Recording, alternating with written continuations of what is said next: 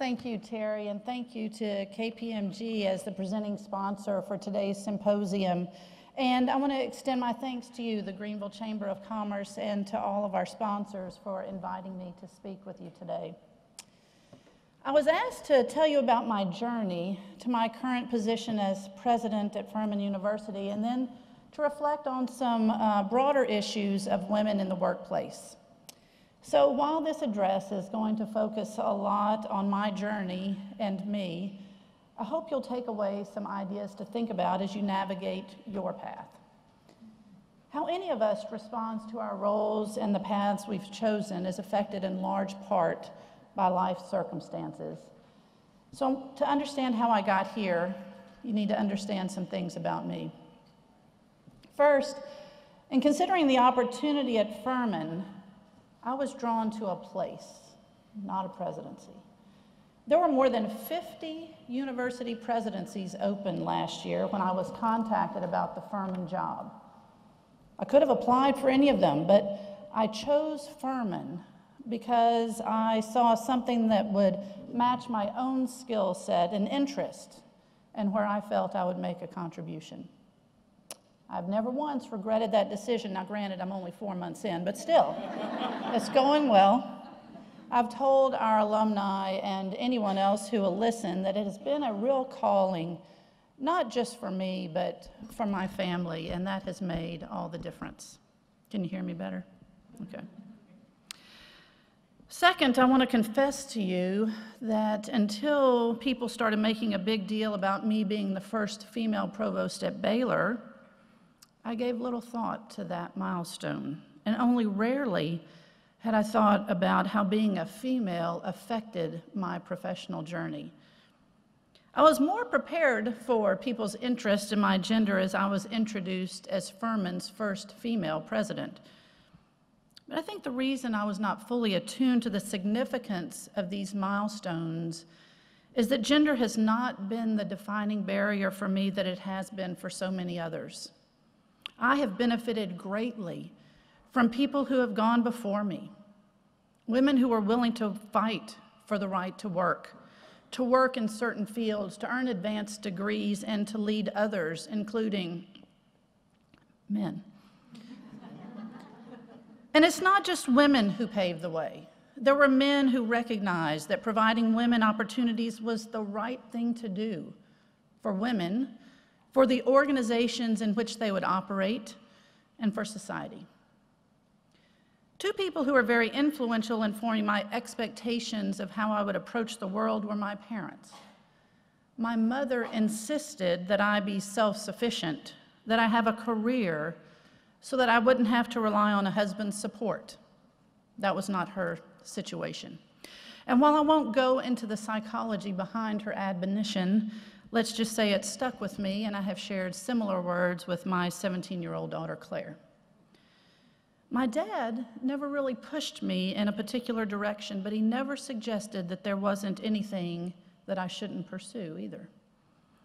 I didn't realize how significant this was until the visitation at his funeral. My dad was a professor at the LSU School of Dentistry, and several of his former female students told me how instrumental he had been in helping launch their careers, that he was a champion of women in dentistry. So even though his support for my career choice was subtle as I was growing up, he was one of those men who helped pave the way for women in professional careers. So you can see then that I had a support structure from my earliest days. But add to that, I went to an all-girls public high school. So it's not surprising that females held all of the leadership positions, and females earned the highest grades on the math exams. I was in the band and I played the trombone. Now, most of the time you find that boys will play the trombone and girls play the flute. But you can't have a band without a brass section, and the trombones are the most important part. I am sad to say that I was never powerful enough to get a sound out of a tuba, but that's okay, because there were other females for that. So as you can see, my high school experience contributed to my worldview that gender is not a barrier. When I got to Baylor University for my undergraduate studies, I chose a math-oriented field, computer science. Even though there were more males than females in the classes, I have no memory of anyone making me feel as though I made a bad choice because I'm a woman. I made a bad choice because I wasn't that good at math. I maxed out at Calculus 2, and I just didn't enjoy what I thought I was going to have to do to earn a degree in computer science. So Terry, I'm going to confess that I switched to the business school to accounting because that sounded like the kind of math that wasn't all that hard. Again, I selected a male-dominated profession, and I'm grateful to report that I didn't have anyone suggest that it was a path I shouldn't pursue. I know that's not the same story for many women, some of whom are in this room. Upon graduation, I went to work for Arthur Andersen and Company, an international public accounting firm. My entering class was made up of males and females, and once again, I didn't notice gender composition. At the end of 2 years, I skipped a level when promoted. I was the only one in the class to do so. So I didn't encounter any barriers within the firm as they related to gender. But, as Terry alluded, I only worked for one female manager, and there were no female partners in our office, though there were some within the firm. And right about the time that I became more keenly aware of the lack of women in management roles, I had my first taste of prejudice in fulfilling my professional responsibilities. I was in Ruston, Louisiana on a banking engagement, and the president or CFO, I can't really remember, he had no interest in talking to me about business issues. Now, you have to understand that if he wasn't willing to talk to me about what was going on in the bank, I couldn't do my job. Instead, he wanted to talk about when I was going to get married. And I'm sure that I was polite and said, I haven't had any offers yet, and the prospects weren't looking good. But he definitely had the perspective that I should be focusing on getting married and having children. He was nice about it, and I didn't take offense. I just had to figure out how to get the job done. Now, at this point, you might think, well, you should have taken offense, but that's not how I normally handle things. My path, or my nature, is to calmly figure a way around obstacles. The Athena model calls that staying true to your authentic self. And while I don't know if that's a female characteristic, it is one that has served me well and has helped me get to where I am today. After 3 years in public accounting, I decided that I didn't like what appeared to be the lifestyle that I would have to adopt to rise in the ranks. And if you don't rise in the ranks, you don't stay around. I decided that I wanted to teach because I did fancy the lifestyle that I thought my professors were enjoying. I often tell others in the university I hope they did their research about a professor's lifestyle a whole lot better than I did. The one thing I did get advice on was to go to the best school I could get into, and preferably one that would let me skip the master's degree to save some time. So I applied and was admitted to Duke. I picked Duke because I thought it would sound cool to say, I went to Duke. Very deep, I know, but I've got to tell you, when we moved to Texas and we were buying our first house, and the wife said, oh, where'd you go to graduate school? And I said, I went to Duke. She goes, oh, that's so cool. So, one of the most shocking things I observed at Duke was a conversation about a potential faculty hire where a female faculty member said, well, I don't know if we want to hire so-and-so because she's right at her childbearing years. Yes, illegal and mortifying. And the faculty member who said it had a child, so it was not like she herself had sacrificed having children. You'll see that this story has particular relevance later on in my career. When it was time to begin looking for a position out of graduate school, the economy was pretty bad, similar to what we'd just been through. Public universities weren't hiring much, but Baylor had 3 accounting positions open. By this time, I was married to an accounting PhD student at Chapel Hill, so we couldn't really be picky about what jobs we took. When my husband and I received our offers from Baylor, my faculty advisors at Duke encouraged me to wait and go on the market the following year. Well, while I appreciated their perspective that I should strive for a more prestigious university, turning down a tenure-track position where my husband and I could be together was not an option I was willing to consider. My path was to be with my husband in an environment in which I felt I could thrive. My husband is a key part of my success, and for those of you who are married, I'm not suggesting you think about making a change, but for those of you who aren't, let me suggest that if you do intend to get married, find a partner who's willing to support you in your careers, even if you can't really articulate what that means at the beginning of the relationship. Charles and I decided that we wouldn't have kids while we were in graduate school, and when we were out, I asked that we wait at least 1 year to give me a chance to get things started on the path toward tenure. Well, when I got pregnant, I was due in the summer, and I was supposed to teach that summer. As I walked into my department chair's office to deliver the news, I had a flashback to that Duke conversation about the woman in her childbearing years. So I really didn't know what to expect.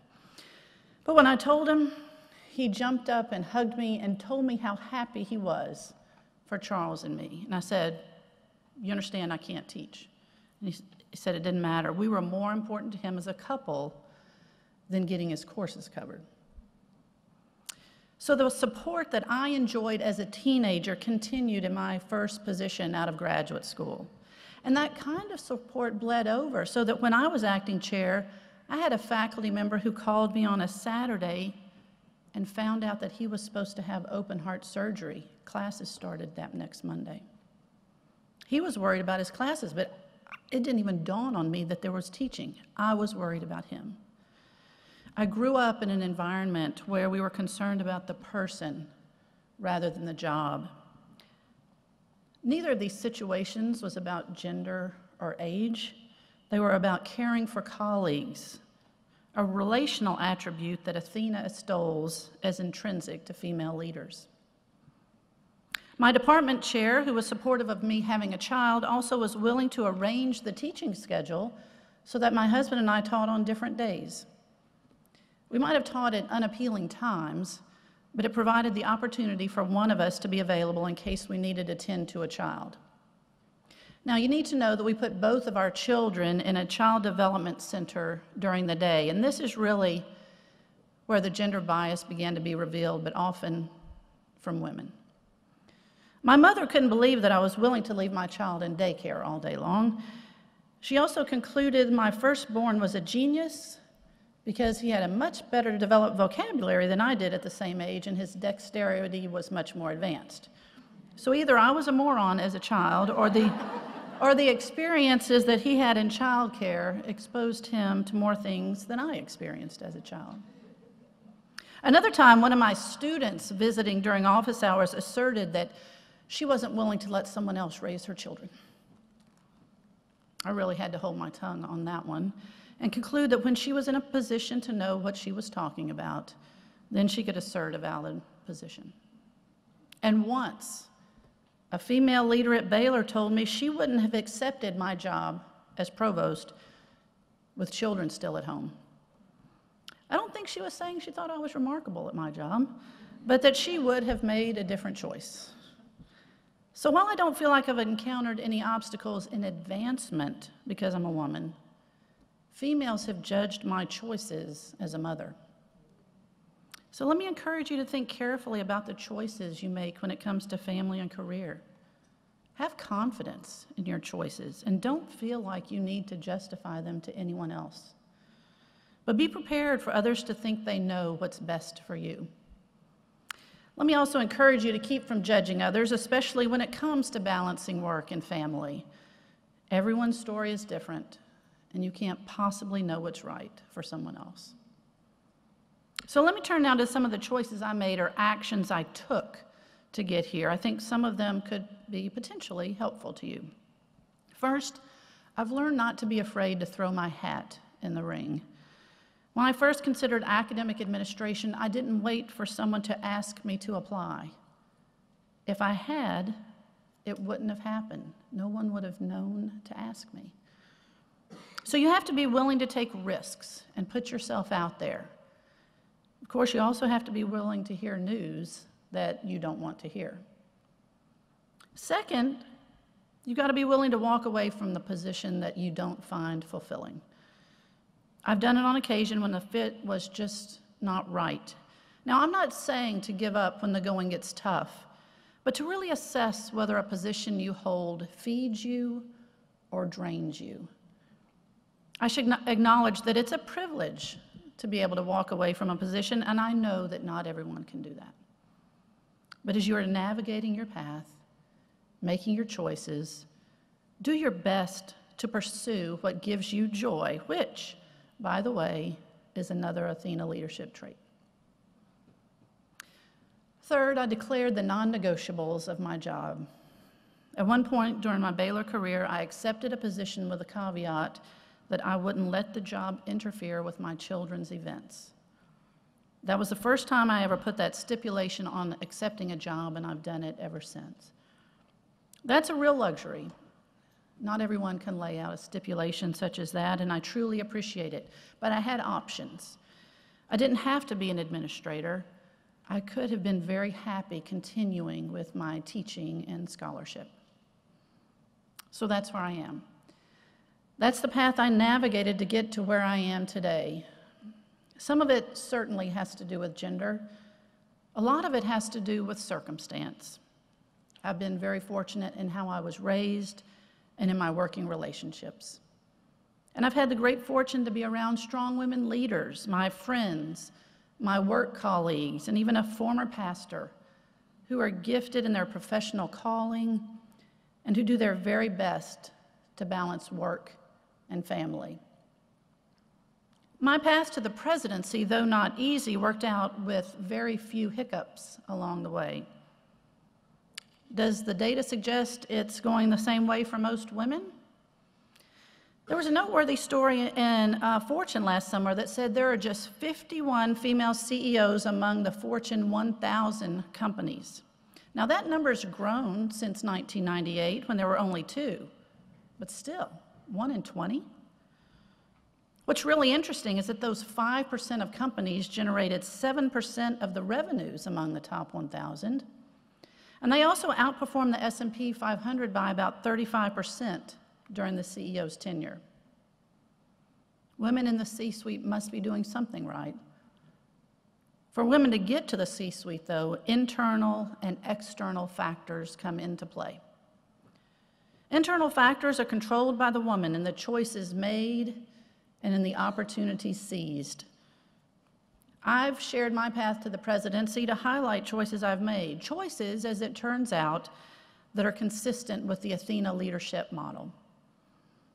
External factors are controlled by organizational leaders through the creation of opportunities for success and the elimination of barriers that inhibit that success. As a leader, it's up to me to ensure that barriers and biases at Furman and other organizations with which I'm associated are eliminated so that women have opportunities for advancement. We all need to be sensitive to the issues of diversity in the workplace and know that stereotypes still exist. I was interested, though not altogether surprised, to learn of a recent study about attitudes towards flex time based on the work of Furman sociology professor Kristen Munch.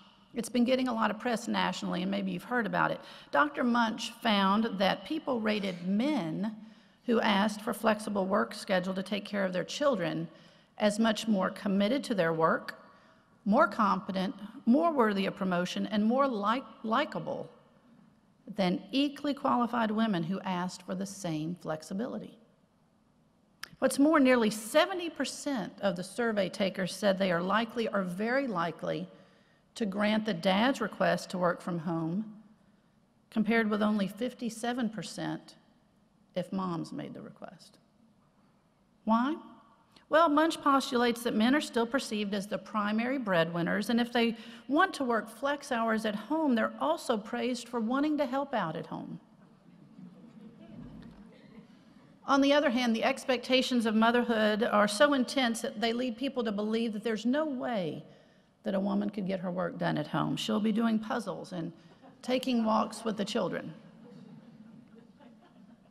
Those perceptions can be hard to change, but we can create and take advantage of policies that are intended to provide support.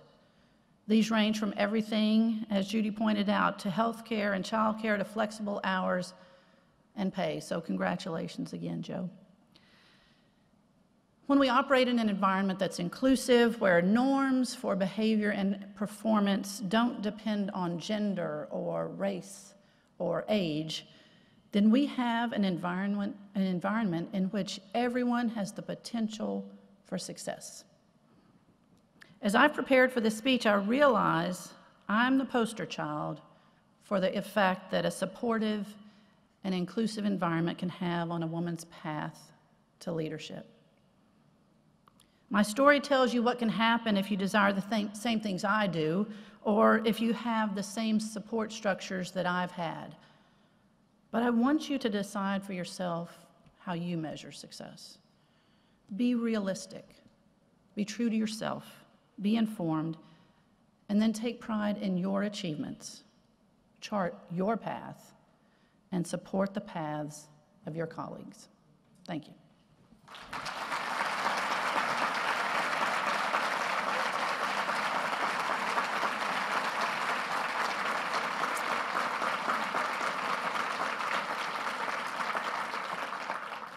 I believe we have some time for Q&A. And so I'll just, I don't know if there are microphones around, but I'm happy to, oh, I see them. See, I don't have my glasses on. They're right there in the middle of the aisles.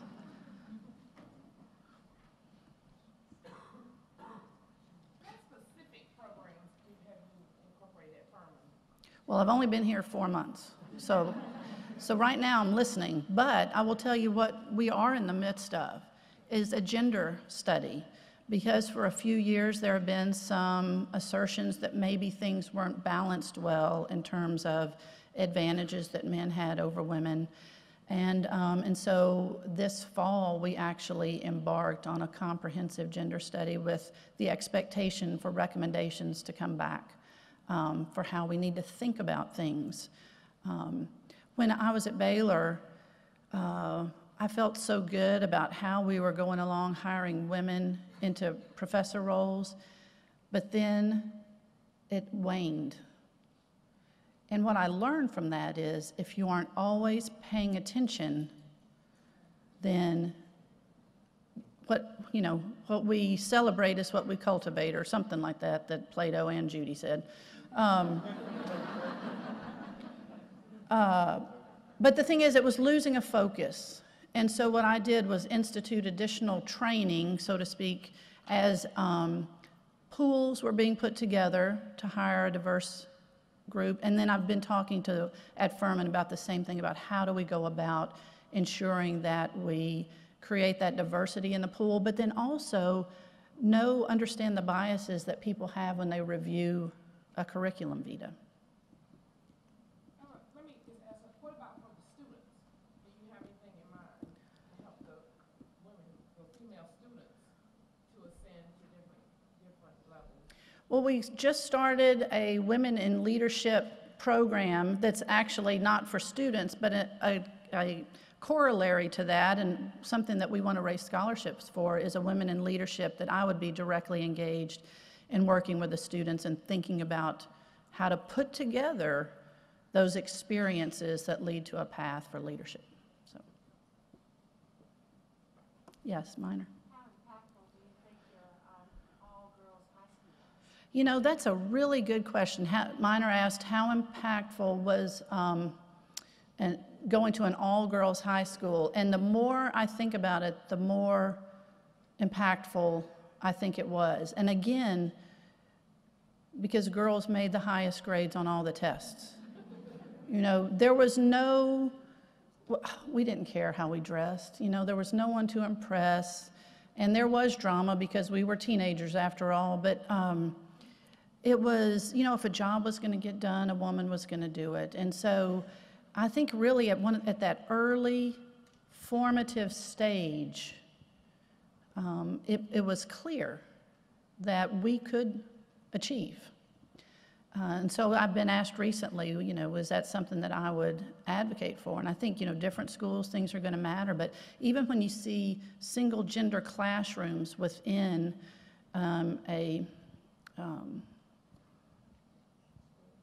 I won't say multi-gender, but you know what I mean, male and female high school, that can be successful. Yeah, Toby. Having a teenager and being the president of a college that has, thousands of young women, what do you see being the challenges that young women face today versus maybe challenges you faced or generations before? That's a good question. I think, there's so much access, and media, I think, portrays just a certain kind of female, a certain kind of body image. It's just in your face all the time. And I think there's just greater opportunity for doubt, perhaps. But I don't know, I think over the years, generations have said that, the next ones are either better or worse than this. And so I think that the real opportunity for us is to be the role models and have the conversations. And I will confess, silly things like going to Duke and thinking it was cool. Go ahead and tell people the silly things that you've done. Or I will tell people that I do not make my bed. Some stuff you just have to let go. And rather than making it look like we have everything all together and so perfect, why not just go ahead and say, look, maybe it's not always work-life balance, maybe it's work-life integration, and some days we're better at it than others. I will tell you, when deciding to come to Furman, Claire was a part of the conversation. Chad wasn't, because he was in a college, so he was just kept informed. He had no vote. But I talked to Claire, and many of the things that we've done at home, Claire and then Chad, were part of the decisions, so they could see how families made decisions. One time, Claire said to me about a colleague, a female colleague. She and her husband had moved to take a position at Baylor. He was an attorney in College Station and thought he could balance keeping his clients in College Station, kids. They decided that they needed to move back to College Station, and Claire, with this great amount of disgust, said, "Why would they move for the husband?" And I was like, Claire, families need to make their own decisions, and they need to do what's best for them. So encouraging that kind of conversation, and not making it appear as if everything's great or just magically happens, I think is what we can do for our kids. We have time for additional questions so that everyone can hear the questions. We kindly ask that you please approach either the two mics that are set up. Thank you so much. Judy, yeah. Today we are voting. I didn't get the I voted. I did, but I didn't think it looked good on the outfit, so I just want credit. Okay, thank you. Now that I'm done. Today we're voting, and women are still underrepresented in the political arena. Only 18% are in Congress. There are 5 women governors. There are a few women in state executive offices. I think 18% of cities, over 30,000 have women as mayors. What is holding women back, and what can we do to help change the political face? Okay, so I can't recite the statistics, but today we're voting, and there are not a lot of women holding office in the various bodies across the country. And what can we do to encourage women, or what's holding them back? And I think there are a lot of different things that are holding women back. I think there are probably things that are holding other subsets of the population back. Judy, I don't really have a better answer other than to continue to have the conversations and be honest about what it takes to get things done. It's interesting, again, I'll give you another example. Whenever I came as the president of Furman, the trustees who have been so fabulous to me were really worried about Charles. They were really worried about where's Charles going to get a job. Charles wasn't worried about where Charles was going to get a job. I mean, because he just felt good about the move. He knew it would happen. He said, I can remember one of them said, there's lots of people who need accountants in town. I said, well, you see, as an accounting professor, which is different, we both ran away from being a real accountant. But what that said to me was there was still that expectation about what the husband would do. But the thing is, please don't hear me wrong, the trustees have been fabulous to us as a family, but what it said was it's just not letting go of the fact that maybe the husband could be the supporter at home. I mean, he is trying to figure out, he is working, but how to do all of this. And so I think, again, freeing ourselves to imagine a different way that things could be, and that it would be okay for the first gentleman of Furman University to not have a job. I mean, if he didn't want a job. You see what I mean? But this continued conversation, much like the hiring of female faculty, you take your eye off the ball and you're not going to be as successful.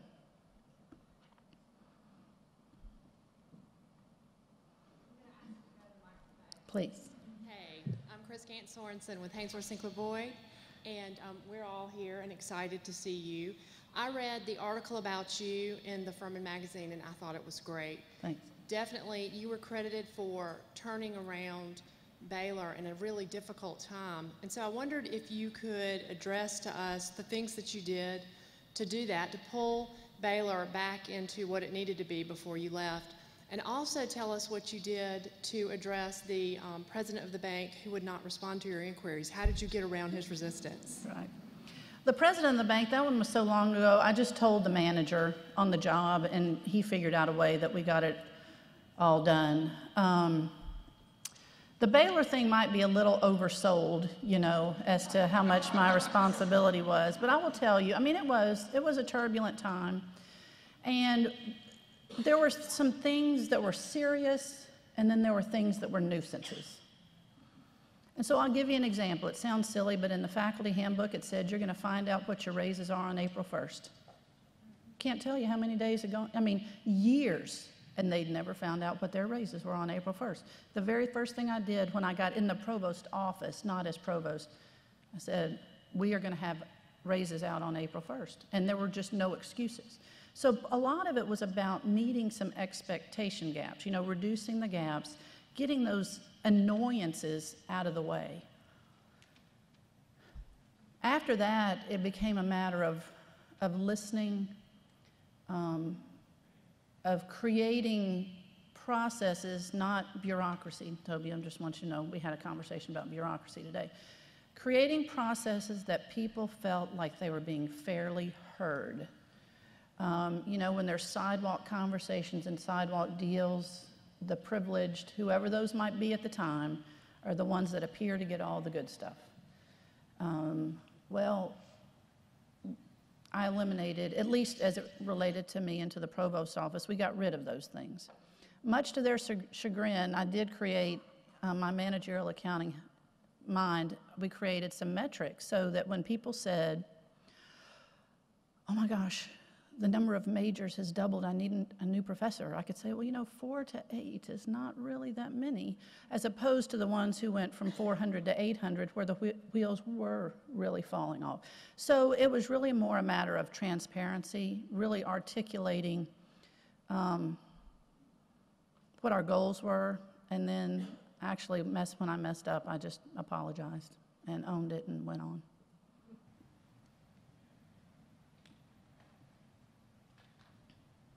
Hello. Hi. My name is Valentina Vasquez. I'm a junior at Legacy Charter, and I have a question for you. Okay. You said, my way is to calmly figure a way around obstacles. That's really hard to do. Mm-hmm. Can you explain how you do it, please? Well, I'm not always successful, but I think sometimes women just tend to figure out how to get it done. okay? And sometimes it's anticipating the obstacle that's really helpful. So if you know that you're about to have a conversation with someone who is going to be difficult, imagine what that conversation is going to be before you get in the room. Obstacles are just things that help us get to our goal. And so if we focus on obstacles, then that becomes our focus.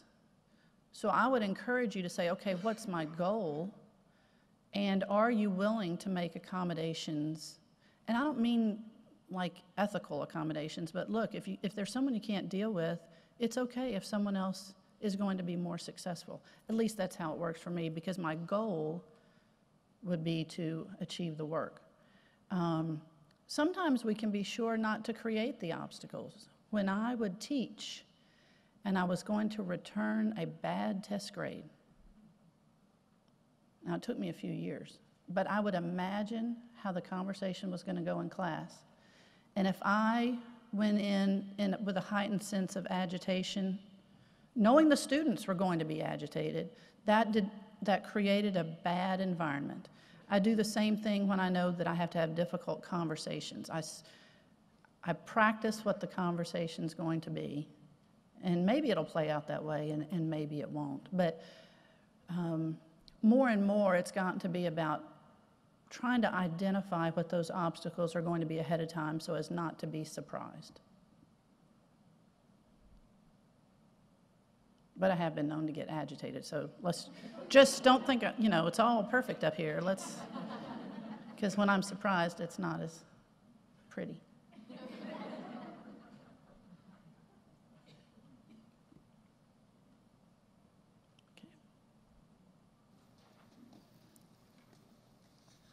Good afternoon, Dr. Davis. Thank you for being here. Sure. My name is Erica Cannon. I did vote today. I voted for Nikki. You're welcome, Deb. I voted for whoever was running against Thomas Ravenel and the Democratic Party. You're welcome, Michelle. And I have a daughter who is 15, and she's going to be applying in 2018, Isabel Spinelli. Got it. ISABEL. Write that down, Liz.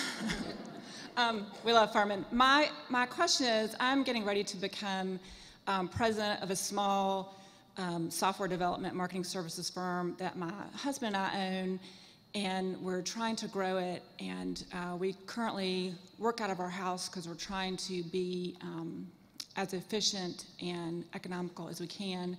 We have customers all over the country, and I'm scared to death, frankly. We sell mostly to men, and I always feel like there is a prejudice there against me when I get on the phone. And I don't think I sound funny, but people in New Jersey say that I sound real funny. Mm-hmm. So I just wonder if you have any advice about moments that you've had where you are scared to death, and whether it has to do with your being a woman or not, but what do you do, and how do you push through it and stand up and do what has to be done? Thank you. Thank you, and congratulations on being president. Whether we're scared to death or not, we need to find a way to channel the confidence that really is in there. You wouldn't be where you are if there wasn't some accomplishment that preceded this. But we have a tendency to second guess, or we expect people to know our resumes. And sometimes when we're modest about what we've accomplished, maybe about the way that the software does magnificent things that no one else does, or a deal that you have been able to close, you just have to tell your story. You can find a way to do it, but I think just don't let go. Be confident, and people sense confidence. So if you're not as confident on the other end of the phone, you might get eaten up.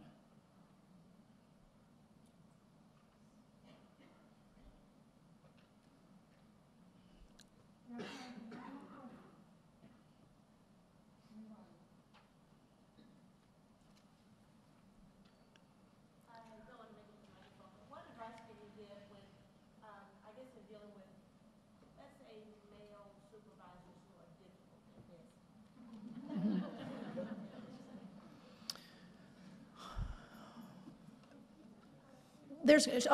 So advice about dealing with male supervisors who are difficult.